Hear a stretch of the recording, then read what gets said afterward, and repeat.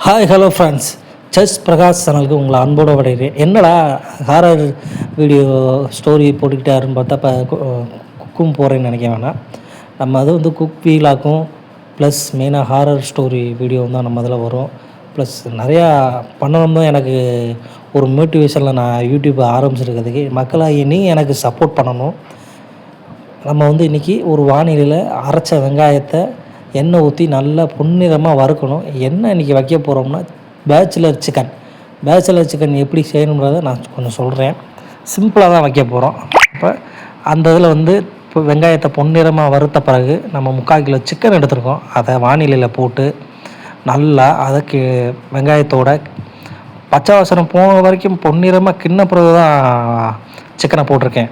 அப்போ நல்லா கிண்டி அதை தண்ணி வர வரைக்கும் நம்ம வெயிட் பண்ணி அதுக்கப்புறமா நம்ம தேவையான அளவு தண்ணி ஊற்றலாம். கூட்டம் 4-5 பேர் இருந்தாங்கன்னா தேவையான அளவு தலைவர் இல்லை 2 பேர்னால் தண்ணியே ஊற்ற தேவையில்லை. இப்போ ஒரு 4-5 பேர்னால நான் கொஞ்சம் லாஸ்ட்டாக தண்ணி சேர்ப்பேன். இப்போயே தண்ணி சேர்க்க மாட்டேன். நல்லா தண்ணி கொதிச்சு வரட்டும். ப்ளஸ் என்னென்னா இஞ்சி பூண்டு பேஸ்ட் நம்ம வீட்டில் இஞ்சியும் இல்லை பூண்டும் இல்லை, அதனால் இருக்கிறத வச்சு சிவம்ட்டு இருக்கிறத வச்சு பண்ணுறோம். இப்போ நறுக்கின தக்காளியை எடுத்து நம்ம சிக்கனோட சேர்ந்து போடுறோம். கொஞ்சம் உப்பு தேவையான அளவு உப்பு எடுத்துக்கிட்டோம். அதோடு சேர்த்து போட்டால் தான் நம்ம அந்த சிக்கனோட வேகும். தேவையான அளவு பாருங்கள், உப்பு எடுத்து போட்டாச்சு மக்களே. அதை நல்லா கிண்டி விட்டு வேகிற வரைக்குமே நம்ம வெயிட் பண்ணுவோம். நல்லா தண்ணி வரும் சிக்கனில் பார்த்திங்கன்னா. சிக்கன் வந்து நல்லா தண்ணி வரும். சிக்கன் வந்து நம்ம சாப்பிட்றோம்னா நம்ம பட்ஜெட்டுக்கு இப்போ நம்ம கையில் காசு இல்லைன்னா இருக்கிற காசு என்ன ஒரு 200 இருந்துச்சுன்னா ஒரு 3/4 கிலோவோ 1 கிலோவோ சிக்கன் எடுத்துக்கலாம். இப்போ நம்மக்கிட்ட ஒரு 1000 ரூபா இருந்துச்சுன்னா 1 கிலோ மட்டன் எடுத்து செய்யலாம். இப்போ நம்ம ஏழைக்கேற்ற எள்ளூருண்டனா நமக்கு சிக்கன் தான். ஸோ அதனால் சிக்கன் எடுத்துருக்கோம். மட்டன் எடுக்கிற அன்றைக்கி நான் ஃபுட் விளாக் போடுறேன். என்றைக்கு மட்டன் எடுக்கிறேன்னா அன்றைக்கி போடுறேன்.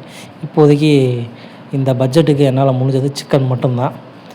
எடுத்து அதை வானிலையில் நல்லா வேக விட்டு பார்த்திங்களா தண்ணி எவ்வளோ வந்திருக்கு பாருங்கள். அப்பா டாடா எவ்வளோ தண்ணி பார்த்திங்களா. அப்பா நம்ம மஞ்சத்தூள் எல்லாமே சேர்த்து கிண்டி இன்றைக்கி உப்பு போடாமல் தக்காளி எல்லாமே நல்லா வதங்கிருச்சு.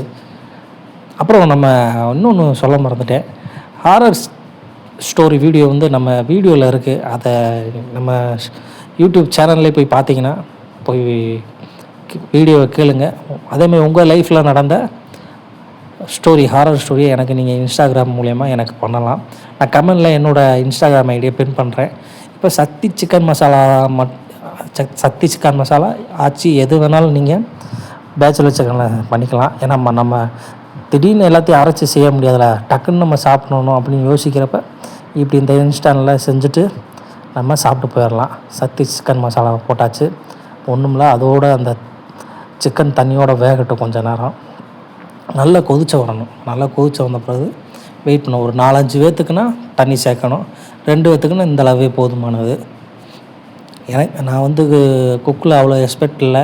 கமெண்டில் வந்து திட்டாதீங்க. நீங்கள் என்ன சொல்கிறீங்களோ அதை ஏற்றுக்கிறேன். எனக்கு தெரிஞ்சதை இப்போ நான் சமைச்சிக்கிருக்கேன் மக்களே.